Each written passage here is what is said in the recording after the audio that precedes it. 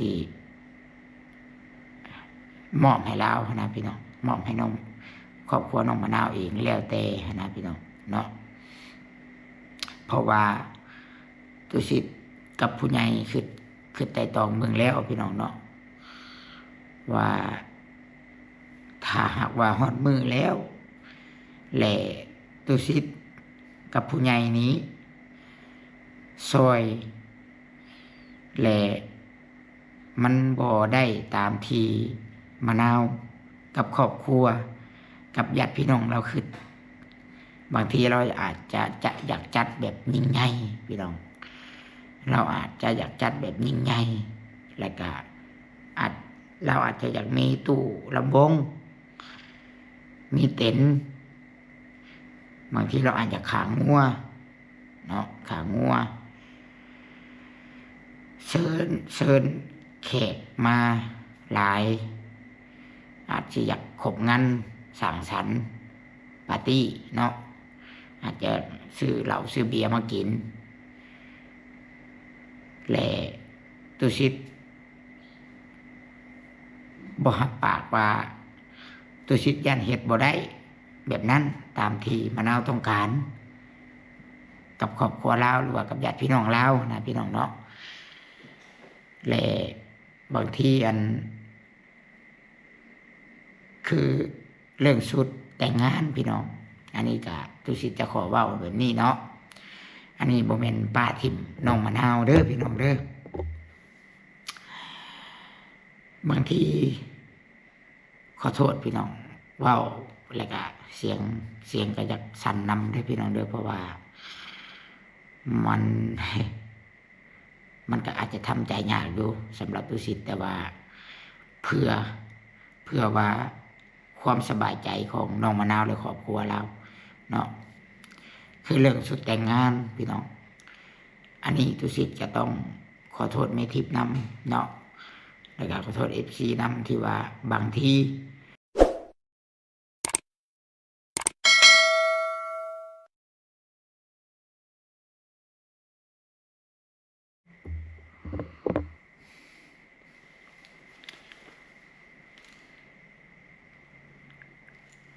ตอนนี้ก็เป็นเวลา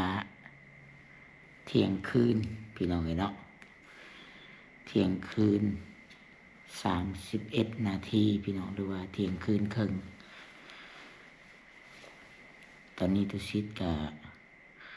ถือว่ายังบ่ได้นอนพี่น้องเนาะยังบ่ได้นอนถือว่านอนบ่หลับพี่น้องไปข้างนอกมาแล้วก็ถือว่ามาก็ยังนอนบ่หลับกินยาเจ็บหัวดีเจ็บหัวเม็ดนึงพี่น้องถือว่าคิดหนักเกี่ยวกับเรื่องของน้องมะนาวพี่น้องคลิปนี้ตุสิทธิ์จะขอออกมาเว้าแบบจะแจ้งเลยสาคลิปนี้พี่น้องเนาะก่อนอื่นเบิดก็ตุสิทธิ์ก็ขอกราบทักทายสบายดีพี่น้องสบายดีแล้วก็สวัสดี FC พ่อแม่หมู่เพื่อนปู่ย่าทุกคนทุกท่านที่เบิ่งคลิปของตุสิทธิ์ได้พี่น้องเด้อถือว่านับถือแล้วก็ฮักแพงเบิดสุคนเลยพี่น้องนับถือฮักแพงทุกท่านเนาะนอนบ่หลับทุกคนเลยก็เลยมานั่งอัดคลิปแต่ว่ามื้ออื่นผู้แหละสิเอาคลิปนี้ลงให้ทุกคนเบิ่งพี่น้องเนาะ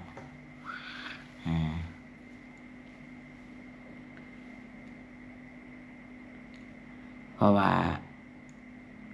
บางทีนี่ก็ได้ลงกับผู้หลักผู้ใหญ่พี่น้องเนาะได้ลงกับทางแม่หักพ่อหัก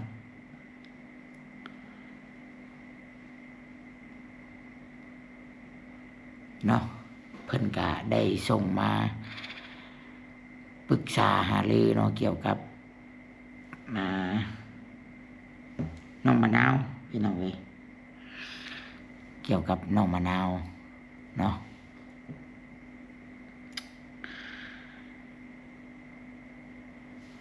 เพราะว่าเพิ่นเบิ่งคลิปหลายคลิปพี่น้องคือตุสิทธิ์เว้าเนี่ยบ่แม่นว่าเบิ่งแต่คลิปที่ตุสิทธิ์ถ่ายเด้อพี่น้องอันนี้สิขอว่าตรงๆเนาะบ่ว่าสิเป็นคลิปที่เราไปหาเอื้อยแล้วบ่คลิปที่เราไปหาสาวรรณคำบ่หลายๆคนนั่นแหละที่เราไปหาพี่น้องและผู้หลักผู้ใหญ่เพิ่นเบิ่งเนาะเพิ่นเบิ่งแล้วก็ จักสิว่าจะได้พี่น้องเนาะเป็นพ่อฮักแม่ฮักเนาะรวมถึงผู้หลักผู้ใหญ่ที่ผู้เพิ่นสิซื้อรถไถให้ผู้เพิ่นสิเฮ็ดเฮือนให้แล้วก็ผู้เพิ่นฝากเงินมาให้นั่นแหละพี่น้องเพิ่นก็ถือว่า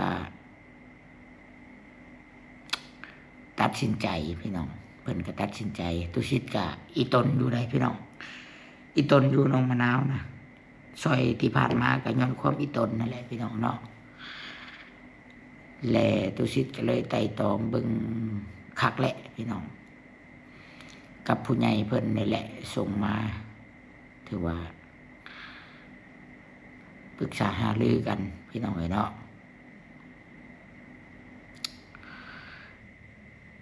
เพิ่นให้ตุสิทธิ์นี่ยุติพี่น้องตุสิทธิ์ต้องกราบขอโทษทุกคนทุกท่านเด้อพี่น้องเด้อจังไดก็ได้เพิ่นให้ขอยยุติลงเพียงสำนี้เกี่ยวกับน้องมะนาวพี่น้องเอ้ยเพราะว่าเพิ่นเบิ่งแล้วแหละเพิ่นว่าน้องมะนาวเนาะก็บ่ฮู้ว่าน้องมะนาวและครอบครัวบ่รวมถึงญาติพี่น้องเรานำบ่นะพี่น้องเบิ่งแล้วพี่น้องเพิ่นอาจจะบ่ได้มีความเชื่อมกเชื่อใจตุสิทธิ์ปานใดเนาะหรือว่าเพิ่น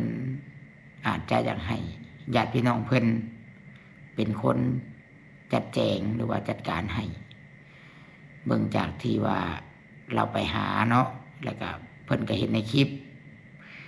มะนาวว่าอยากให้เอื้อยเพิ่นพาไปตลาดซื้อเครื่องซื้อของเนาะเป็นผู้ใหญ่เป็นแม่ฮักเนาะเพิ่นส่งมาหาพี่น้องอันนี้ตุสิทธิ์จะขอชี้แจงว่าตุสิทธิ์บ่ได้ให้ได้เครียดน้องมะนาวแต่อย่างใดเด้อพี่น้องกับครอบครัวเราแต่ว่าตุสิทธิ์อาจจะไปต่อบ่ได้พี่น้องเนาะย้อนว่า1อาจสิมะนาวเราอาจจะบ่พอใจเราอาจจะยังบ่พอใจเนาะกับครอบครัวเราบ่หรือว่ามะนาวหรือว่าญาติพี่น้องเราอาจจะยังบ่พอใจในสิ่งที่ตุสิทธิ์นี่ซอยมันอาจจะยังบ่เพียงพอในความต้องการของเพิ่นตุสิทธิ์ก็ต้องขอโทษขออภัยนำเด้อพี่น้องเด้อบางทีคือตุสิทธิ์ไปบริเวณนี้พี่น้องผู้ใหญ่เพิ่นก็เบิ่งคลิปเนาะมันก็มีหลายอย่างพี่น้องมันมีหลายอย่างเลยที่เบิ่งแล้วบางทีตุสิทธิ์อาจสิซอยบ่ไหวพี่น้องกับผู้หลักผู้ใหญ่เนาะและอาจสิมอบให้ญาติพี่น้องเพิ่นจัดแจงเองซะเนาะบางทีมะนาวเราอาจสิไว้ใจพี่น้องไว้ใจและก็เชื่อใจญาติพี่น้องเราว่าถ้ามันสิซอยเราได้หลายกว่าเนาะแต่ว่าตุสิทธิ์นี่กับผู้ใหญ่นี่ก็บ่ได้เอาเงินคืนเด้อพี่น้องเด้อและมื้ออื่นนี้ตุสิทธิ์จะโทรให้ผัวเพิ่นเนาะกับมะนาวขึ้นมาเอาเงินพี่น้องเอ้ยแล้วตุสิทธิ์จะมอบให้เบิดเลยพี่น้องเนาะตุสิทธิ์จะมอบให้เบิดเลยเด้อพี่น้องเด้อเนาะถือว่านอนไต่ตองเบิ่งคักแล้วพี่น้องเอ้ยหลายอันหลายอย่างพี่น้องหลายอันหลายอย่างบางที คือทุกคนเห็นพฤติกรรมของมะนาวแหละบางทีเราอาจสิอยากพึ่งคนอื่นกว่าพึ่งข่อยพี่น้องเราอาจสิอยากพึ่งคนอื่นกว่าพึ่งตุสิตหรือว่าพึ่งญาติพี่น้องเราเนาะบางทีคือว่าเนี่ยอันนี้ขอว่าตรงๆบางทีเราอาจจะอยากให้เอื้อยบุญเราพาไปตลาดพาไปซื้อเครื่องซื้อของเนาะกาสิมอบให้เรานะพี่น้องมอบให้น้องครอบครัวน้องมะนาวเองแล้วแต่นะพี่น้องเนาะเพราะว่าตุสิตกับผู้ใหญ่คือไต่ตองเมืองแล้วพี่น้องเนาะว่าถ้าหากว่าฮอดมือแล้วแหละตุสิตกับผู้ใหญ่นี้ซอยแหละมันบ่ได้ตามที่มะนาวกับครอบครัวกับญาติพี่น้องเราคือ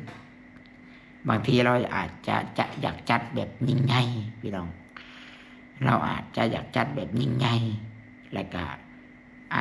เราอาจจะอยากมีตู้ลำวงมีเต็นท์บางทีเราอาจจะขางัวเนาะขางัวเชิญแขกมาหลายอาจจะอยากขบงานสังสรรค์ปาร์ตี้เนาะอาจจะซื้อเหล้าซื้อเบียร์มากิน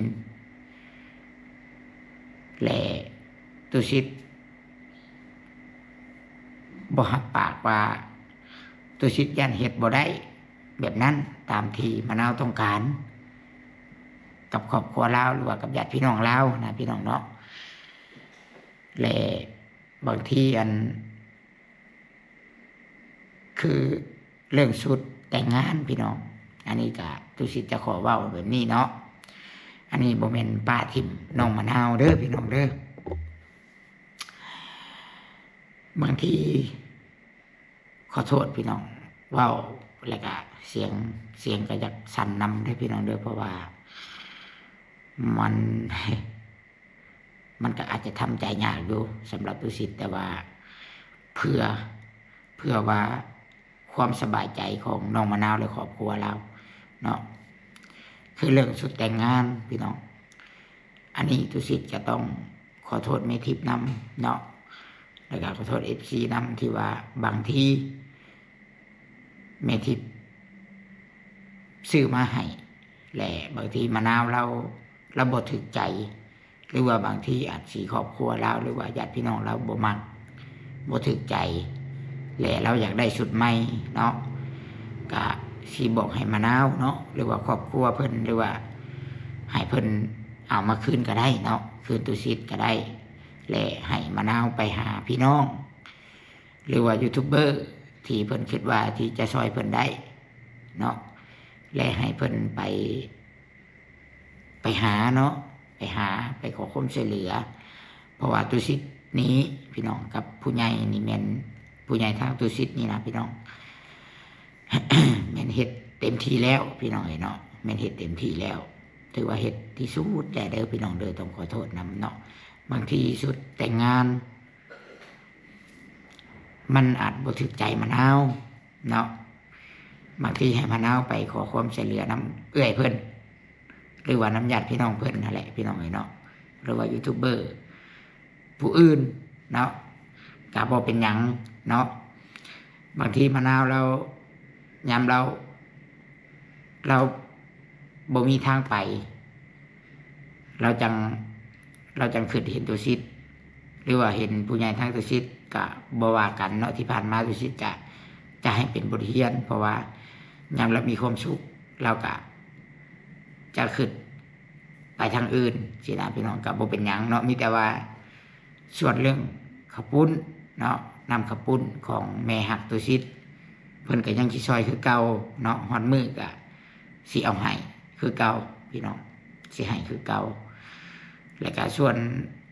แม่ทิพย์อะไรพี่น้องส่วนสิ่งของที่ว่าเราซื้อให้พี่น้องเนาะบ่ว่าสิเป็นบนอยู่บนนอนหรือว่าถ้วยบวงมันยังต่างๆถามมะนาวว่า บ่ถูกใจแหละอยากเอามาคืนตุชิดอยากเอามาคืนแม่เพิ่นก็ได้เนาะบางทีมะนาวมีผู้ใหญ่ทางเอื้อยเราบอกหรือว่าทางไผก็ตามซอยเราก็มีพี่น้องเนาะตุชิดต้องขอโทษเด้อพี่น้องบ่แม่นว่าบ่อยาก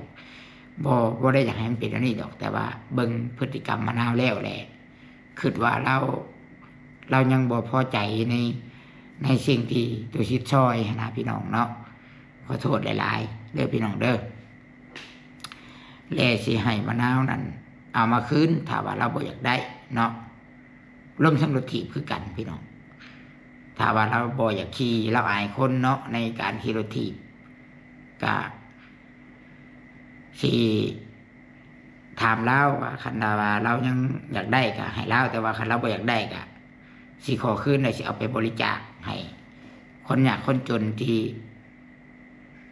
เพิ่นต้องการนะพี่น้องเนาะทุกคนเนาะตัวชิดก็ถือว่าไต่ตองมา2 มื้อพี่น้องเนาะตั้งแต่มื้อที่เรามาถามเอาเงินนั่นแหละพี่น้องส่วนว่าเงินนี่แม่นตัวชิดคิดว่ามื้ออื่นตัวชิดจะมอบให้เราพี่น้องเนาะมอบให้เราก็บ่อยากให้เราคิดว่าบุญคุณที่ตุชิตเคยช่วยมีอย่างต่างๆบ่อยากให้คิดเนาะมีแต่อยากให้คิดว่าปัจจุบันถ้าเราคิดว่าไผช่วยเราได้และให้เราไปหาพี่น้องบ่อยากให้มีข้อผูกมัดเนาะบ่อยากให้มีข้อผูกมัดว่าต้องฟังความข่อยบางทีสิ่งที่ข่อยบอกเรากับผัวเรากับครอบครัวเรามันอาจสิเป็นการที่เฮ็ดให้เขานะอึดอัดหรือว่าเขาบ่มักเขาบ่พอใจพี่น้องเนาะก็เป็นได้เนาะก็ให้เราลองไปปรึกษาญาติพี่น้องเราลงเบิ่งเนาะตุสิตก็ถือว่ากับผู้ใหญ่ทางตุสิตนี้ถือว่าเฮ็ดสุดความสามารถแล้วพี่น้องต้องขอโทษนำและถ้าหากว่ามี FCเนาะหรือว่าบุคคลใดที่คอมเมนต์เข้ามาว่าซอยแล้วเป็นอย่างคือว่าจังสั้นจังซี่แบบนั้นแบบนี้คือแบบนี้คือบ่ซอยให้สุดแม่นตุสิตขออัญเชิญพี่น้องขออนุญาตให้ทานลงมาซอยเนาะให้ทานมาซอยเบิ่งยินดีเลยพี่น้องยินดีให้มาซอยเนาะเฮากับบริอยากให้มันจบแบบนี้ดอกพี่น้องคือทุกสิทธิ์กับบริอยากให้มันจบแบบนี้แต่ว่าส่วนเรื่องเงิน4 ล้านทุกสิทธิ์จะมอบให้เพิ่นทุกคนเนาะทุกสิทธิ์จะมอบให้เพิ่นและส่วนเรื่องเงิน3 ล้านที่ว่าญาปูจะมอบให้แต่มะนาวเนี่ยเราก็ถามหลายเทื่อ2-3 เทื่อแล้วว่าเพิ่นสิบ่ตัวบ่เนาะทั้งที่ผ่านมาตุสิตก็บ่เคยที่สิเว้าหลายตัวนะพี่น้องเนาะก็สุดแล้วแต่พี่น้องถ้าหากว่ามันเป็นคือปากมะนาวเว้าว่าเพิ่นตัวก็สุดแล้วแต่เนาะพี่น้องเนาะเฮาก็สุดความสามารถแล้วถือว่าเว้าง่ายว่าตอนนี้นั้นอยากปล่อยให้มะนาวเราไปในตามสิ่งที่เราต้องการเนาะบางทีอาจจะมีคนบอกเราหรือว่าบอกง่ายๆให้ทุกคนคิดเอาแบบนี้ซะเนาะตุสิตบ่อยากเว้าหล่อนไปหลายกว่านี้เนาะให้ทุกคนคิดว่าตุสิตซอยนางมะนาวนี่ตั้งแต่นางย่างรอบ้านพี่น้องตั้งแต่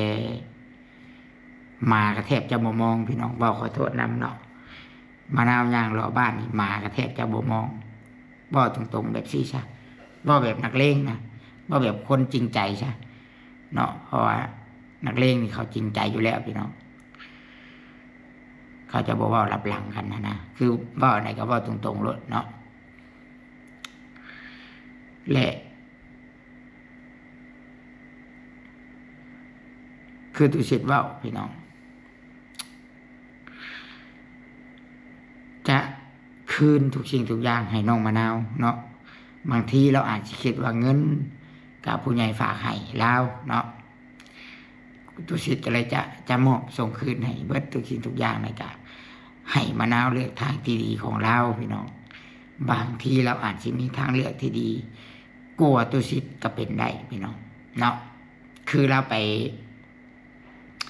บอกคนผูกแขนนั่นแหละเนาะบางทีเราอาจจะมีคนที่เราดีใจตื่นตันใจเราอยากไปบอกคนที่เราคิดว่าซอยเราได้แหละเรามีความสุขนะพี่น้องเนาะบางทีเนาะบางทีครอบครัวเราพี่น้องกับญาติพี่น้องเราเนาะเพราะญาติพี่น้องเราเป็นยูทูบเบอร์เนาะเขาอาจจะคิดว่ามะนาวอาจจะคิดว่าข่อยนี้ปัจจุบันนี้นะง้อเราอยู่ย้อนว่าข่อยนี้บ่มีบอลถ่ายคลิปพี่น้องเนาะย้อนว่าข่อยนี้บ่มีบอลถ่ายคลิปแล้วก็ข่อยนี้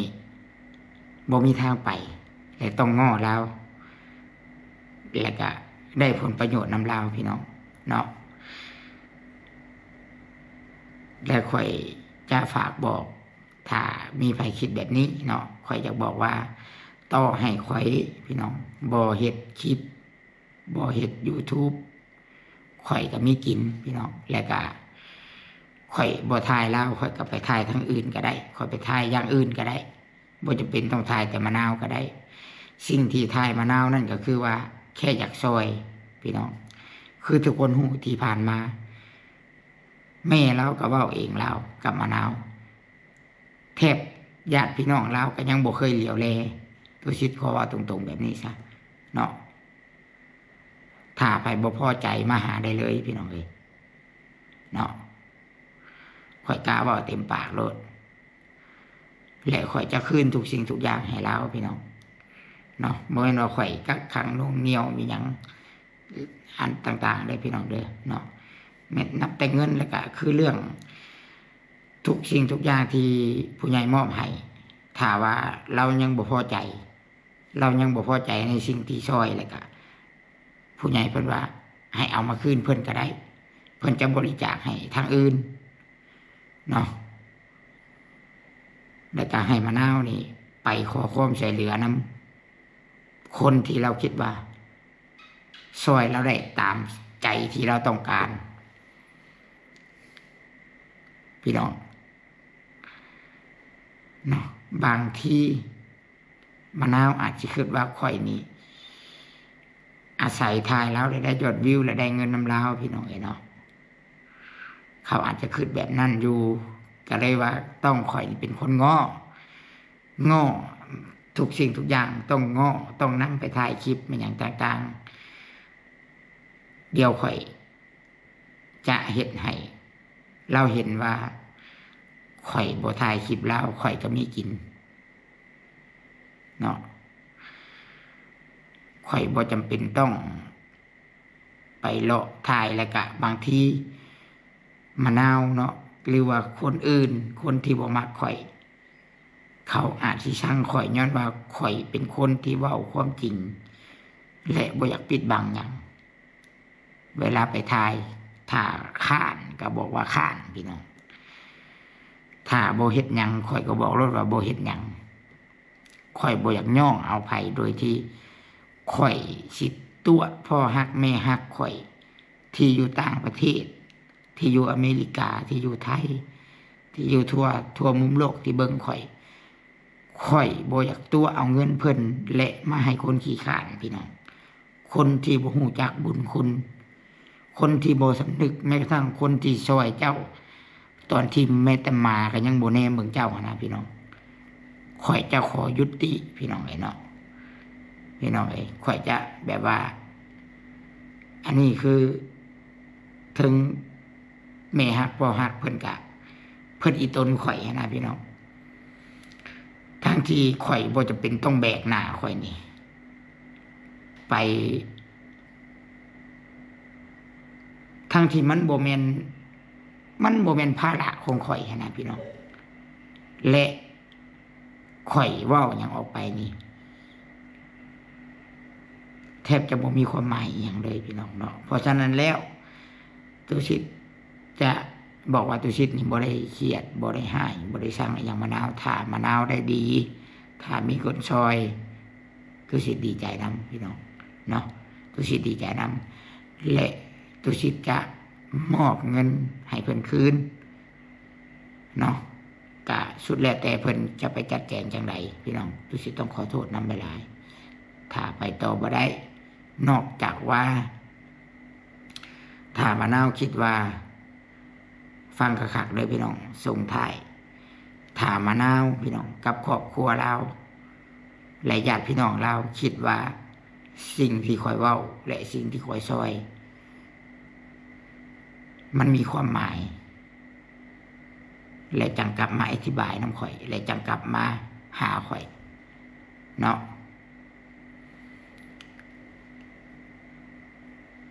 ข่อยจะว่าแบบนี้พี่น้องเอ้ยเพราะว่าที่ซอยมาย้อนความเป็นห่วงเด้อทุกคนเด้อเนาะก็จะขอเว้าประมาณซ้ำนี้พี่น้องย้อนความ